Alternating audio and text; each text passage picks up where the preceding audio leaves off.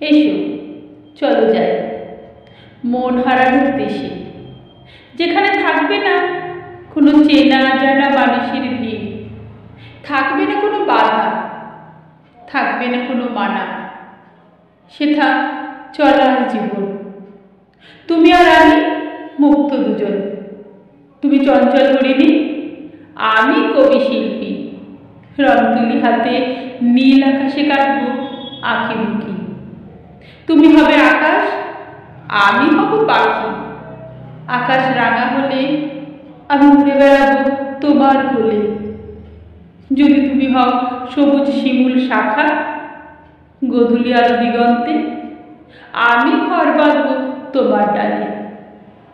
আমি বটবৃক্ষ হলে আমার শাখা পোশাখায় বাসা বাঁধি পাখি।